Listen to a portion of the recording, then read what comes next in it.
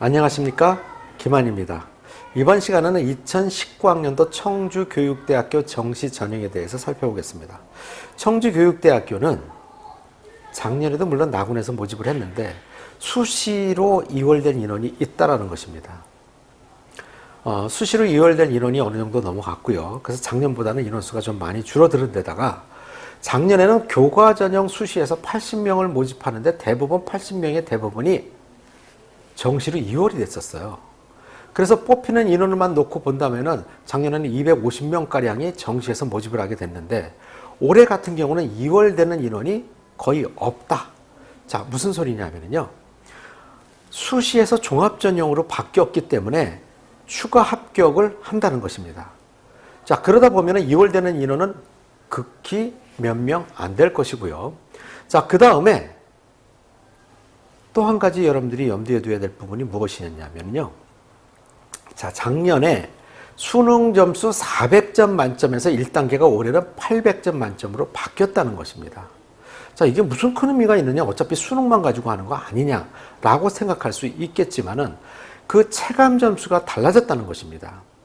이것이 2단계로 넘어갔을 때 수능 800점에 학생부 500점, 면접 100점을 하는 경우와 수능 400점에 학생부 500점, 면접 100점을 하는 경우는 차이가 있다는 것이죠.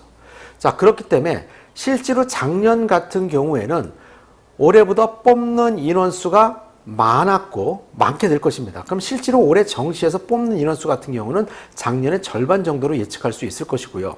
자, 그 다음에 지금 말씀드렸던 수능 점수의 400점이 800점으로 바뀐 것에 따라서 학생들의 내신에 대한 체감 점수가 달라진다는 것입니다. 실제로 청주교육대학교 같은 경우에는 내신 한 등급의 차이 나는 점수가 10점 정도인데요. 작년 같은 경우에 수능 점수로 환산을 했을 경우에는 체감 점수가 20점이었다는 것입니다. 올해로 비교를 한다면. 자, 그러다 보니까 실제로 올해는 작년 같은 경우는 어떤 학생들이 청주교육대학교에 지원했냐 하면은 내신이 우수하면서 수능이 조금 부족한 학생들이 청주교육대학교에 많이 지원했습니다. 그래서 실제로 다른 교육대학교와 달리 청주교육대학교 같은 경우에는 평균 내신이 1.8 정도입니다. 상당히 높은 점수죠. 수시 내신 정도 되는 거예요. 자, 그렇다 보니까 상대적으로 내신의 반영 점수가 높다 보니까 수능 점수는 부족한 학생들도 합격을 했습니다. 작년 같은 경우에 표준 점수의 과목당 평균 점수를 커트라인 점수를 계산해 보면 125점 정도예요. 굉장히 낮은 점수라고 볼 수 있겠죠. 자, 그러나 올해는 125점보다 높아질 것이다 라는 것을 여러분들이 생각하시기 바랍니다. 그럴 수밖에 없죠. 뽑는 인원 자체가 줄어들었고 또 수능에 대한 체감 점수가 달라졌고 그러다 보니까 내신에 대한 폭이 줄어들었고 결국은 수능 점수가 높아질 수밖에 없다라는 결론이 되겠죠.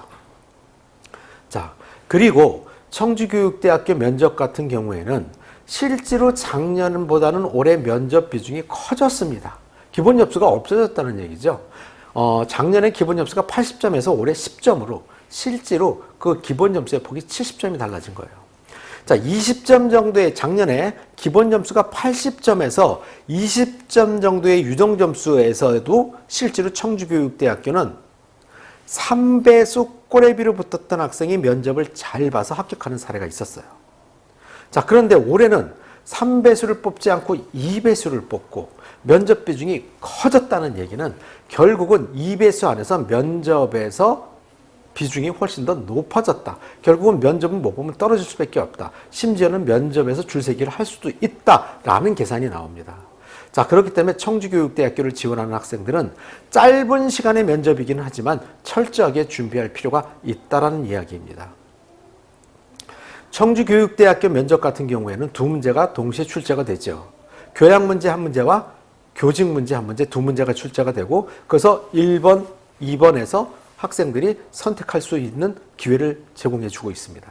자, 그런데 청주교육대학교 교양 문제는 시사성 문제가 출제돼서 학생들이 모르면 답변을 못하는 문제가 출제된다는 것입니다.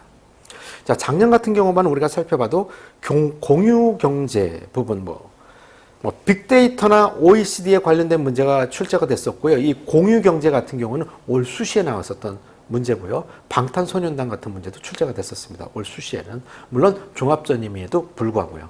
자, 그러다 보니까 청주교육대학교에서는 시사성 문제를 출제한다. 시사성 문제를 여러분들이 열심히 공부해야 될 것입니다. 물론 교직 문제에 관련돼서 교직 상황에 관련된 문제들도 철저하게 준비할 필요가 있습니다. 이렇게 해서 올해 청주교육대학교 정시 전형에 대해서 살펴보았는데 가장 중요한 건 인원수가 줄어들었다. 1단계가 3배수에서 2배수로 줄어들었다. 그리고 내신 점수에 관련된 체감 점수가 줄어들었다. 그래서 결국은 수능의 커트라인 점수는 높아질 수밖에 없다라는 것을 마지막으로 당부드리면서 마무리하겠습니다. 이것 이외에 좀 더 자세한 내용을 알고 싶으신 분들은 교대입시연구소 김한 컨설팅에서 주최하는 정시 전략 설명회를 신청하셔서 참석하시는 방법도 있습니다. 자, 이 설명회는 매 주말마다 저희가 시행하고 있고요. 이 안에서는 학생들이 자신의 점수를 가지고 어느 교육대학교에 진학하면 합격 가능한지 개별 상담도 이루어지고 있고요.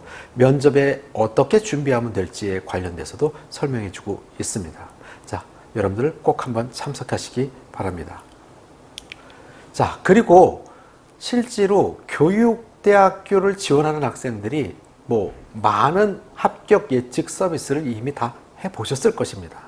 자, 그럼에도 불구하고 한 군데만 해보는 것보다는 두 군데, 세 군데 하는 것이 실수를 줄일 수 있다는 것입니다. 물론 담임 선생님하고도 하는 경우들도 있을 것입니다. 그러나 교육대학교를 지원하는 학생이라고 한다면 교육대학교만을 가지고 합격 예측을 하는 교육대학 전문 합격 예측 서비스인 교대입시연구소의 사이트를 한번 이용해 보시는 것도 좋을 것 같습니다. 자, 그 다음에 김한 컨설팅에서 주최하는 정시 면접 부분에 있어서는 기본반, 그 다음에 심화반, 그 다음에 학교별 파이널 특강이 이루어지게 되는데요. 자, 이 부분들에 대해서는 기본반에서는 여러분들이 정말 말을 어떻게 하는지, 논리적으로 하는지, 그 다음에 교육대학교 가기 위해서는 기본적으로 알아둬야 될 것들이 이루어지게 되고요. 그 다음에 심화반에서는 여러분들이 면접을 공부하는 과정에 있어서 제시문 면접이라든가 아니면은 그 밖에 더 논리적인 근거를 제시할 수 있는 부분들을 학습한다라고 생각하시면 될 것입니다. 자, 그리고 마지막으로 파이널 면접 강의는요, 그 해당되는 교육대학교에서 면접 전형을 하는 과정과 동일하게 연습을 하는 부분이다 라고 해서 최종 연습이라고 생각하시면 될 것입니다. 여러분, 감사합니다.